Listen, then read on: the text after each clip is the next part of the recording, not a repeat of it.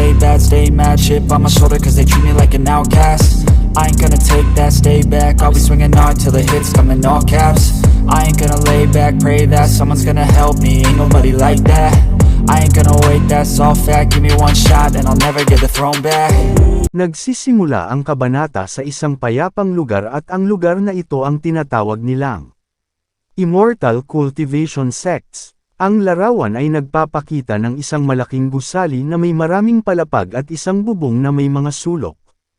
Ang gusali ay gawa sa kahoy at bato, at may mga pulang haligi at bintana. Mayroon ding mga puno ng cherry blossom sa paligid ng gusali. Sa kanang bahagi ng larawan ay may isang karatula na nagsasabing Xinjiang Sect.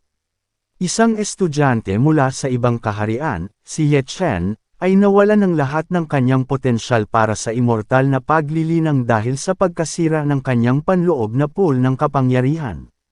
Sa madaling salita, ang ating bida sa kwento na si Ye Chen ay nasa mahirap na sitwasyon. Nagtungo si Ye Chen sa kagubatan upang magsanay. Habang tumakbo siya ng mabilis, ay may naramdaman siyang kakaiba. Tinanong niya kung sino ito. Maya-maya pa ay may lumitaw na lalaki. Ang lalaking ito ay nagmula sa Qingyun Sect. Na si Lu Ji, nakangiti ito habang hawak ang pamaypay. Sinabi nito kay Ye Chen na ibigay sa kanya ang elixirs. At kung ibibigay niya ang mga ito ay hindi niya ito papatayin. Muling iwinasiwas ni Ye Chen ang kanyang espada patungo kay Lu Ji para atakihin. Ngunit bigla itong nawala na parang bola. Kaya nagulat ang ating bida kung saan ito nagpunta. Maya-maya pa ay isang anino ang sumulpot mula sa kanyang likuran at gamit lamang ang pamaypay nito ay pinatamaan si Ye Chen sa leeg. Nagulat ang ating bida at dali-daling napalayo dito. Dahil sa bilis ni Lu Ji ay nabahala si Ye Chen. Bilang ganti sunod-sunod ang ginawang atake ni Lu Ji gamit ang kanyang teknik kay Ye Chen hanggang sa mabitawan ang espada nito. At sinabi ni Lu Ji kay Ye Chen na malakas ang kanyang palm certificate pero hindi nasaktan ang kanyang mga organs kahit siya ay nasugatan. Nagalit naman si Ye Chen. Dahil pinagtawanan at ininsulto lang siya ni Lu Ji. Mabilis siyang umatake ngunit ang lahat ng atake niya ay mabilis lang na naiiwasan ni Lu Ji. Hanggang ginamit na nito ang kanyang kapangyarihan at ang mga liwanang ay pumulibot sa katawan ng ating bida. Ilang sandali pa ay itinusok nito ang dalawang daliri sa katawan ni Ye Chen. Dahilan ng pagkasira ng kanyang inner power pool. Namilipit si Ye Chen sa sakit at masyadong ininda nito ang pagkasira ng kanyang inner power pool. Dahil sa hindi paggana ng kanyang inner pool ay tuluyan nang mawawala sa kanya ang elixirs. Tagumpay na nakuha ito ni Lu Ji at umalis. At nang makabalik siyang mahina na, ay sinabi sa kanya ni Senior Wu, na kailangan na niyang umalis at wala ng dahilan para siya ay manatili pa dahil nga sa pagkasira ng kanyang inner power pool. Napayuko na lang si Ye Chen na malungkot at sinabi niya kay Senior Wu na nagsilbi siya sa loob ng 3 araw para sa kanya, at hindi niya matanggap na aalis siya dahil dito na siya lumaki at alam yun ni Senior Wu. At mula nga sa araw na yun ay hindi na siya miyembro ng Xinjiang Sect. Lubha siyang nasaktan sa pagpapaalis sa kanya.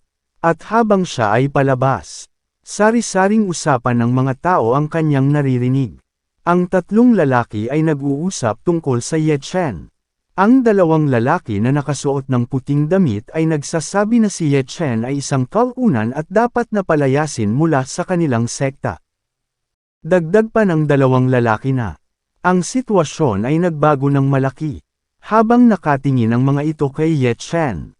Habang ang iba ay nagsasabing, palaging maganda at mabuti ang ipinapakita ni Mr. Ye sa atin kaya kung maari daw, ay ihatid nila si Ye Chen palabas. Pero tumugon naman ang isang lalaki na, hindi daw pwede dahil sila ay mga immortal. At si Ye Chen ay walang kwenta. Maya-maya pa ay biglang dumating si Zhao Kang na miyembro ng Xinjiang Sect. Nakangiti ito na may halong pang-iinsulto at sinabi nitong, sino ang batang ito? Nagdilim naman ang mukha ni Ye Chen nang makita si Zhao Kang.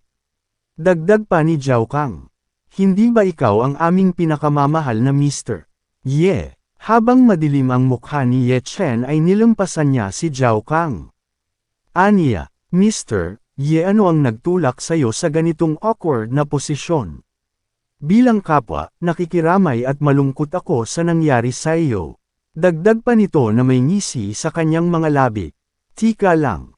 Hinawakan niya si Ye Chen sa balikat na siya namang kinainis ng ating bida.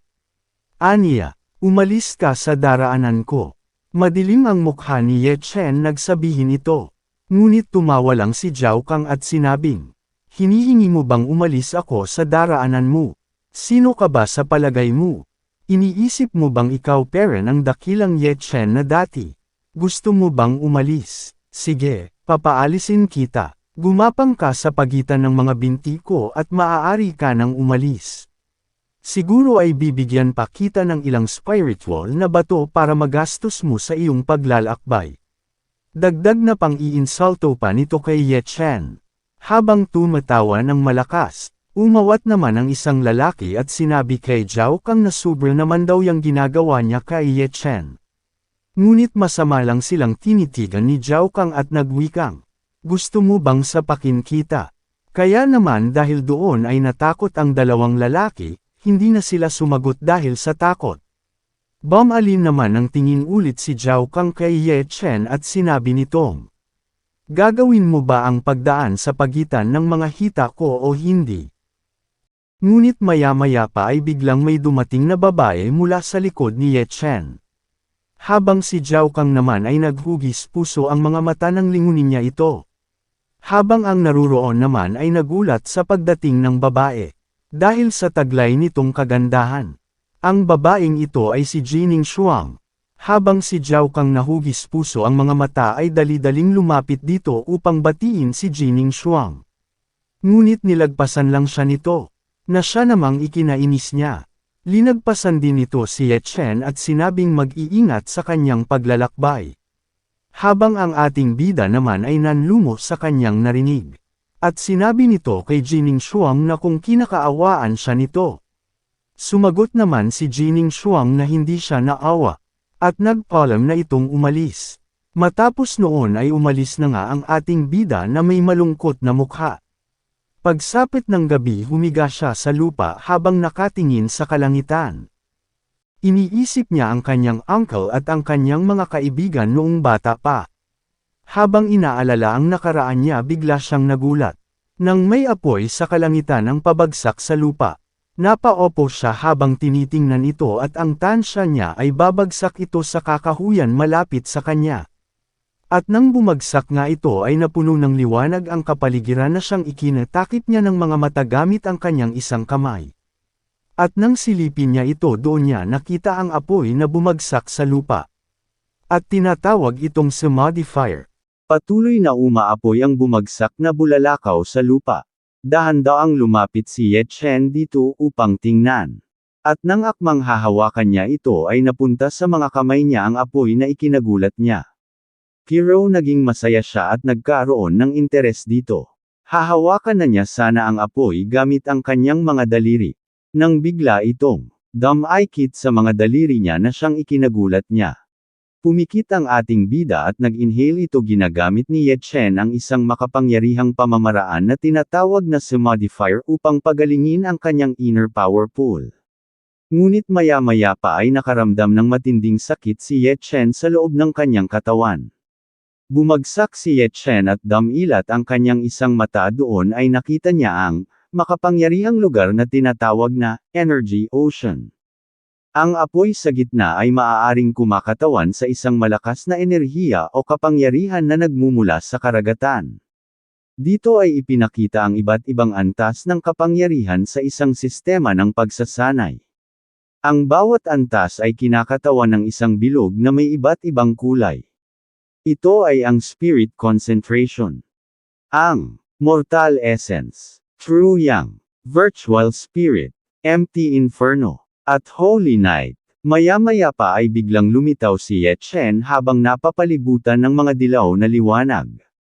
Ang kapangyarihang ito ay tumutulong sa kanya na linisin o palakasin ang kanyang espiritual na enerhiya. Matapos noon daw bumagsak si Ye Chen sa lupa at tuluyang nawalan ng malay. Ngunit kinaumagan ay makikita nating nakahiga si Ye Chen sa kama at may batang nakaupo sa mesa, pagkamulat ng kanyang mga mata ay laking gulat niya. Habang ang bata ay masaya dahil sa wakas ay nagising na siya.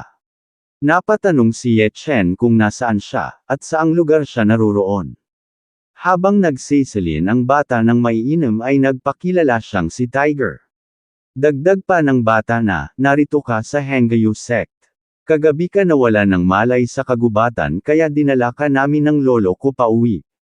Hengyu Sect. Nagulat si Ye Chen sa narinig.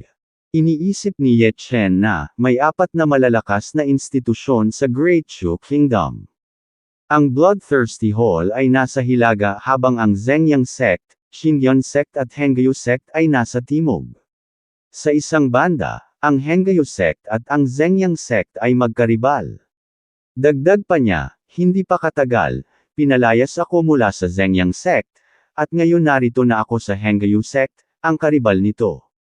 Ang gandang pagkakataon. At habang nag-iisip ay napasabi ang bata na magluluto nido siya dahil tiyak na nagugutom na si Ye Chen na siya namang ikinatingin niya rito. Napangiti si Ye Chen at pumikit inalala niya ang nangyari kagabi. Tiningnan niya ang kanyang mga kamay at may lumabas dito na mga apoy. Dagdag pa niya sa kanyang isipan na simula ngayon ay saka niya na ang kapangyarihan na ito.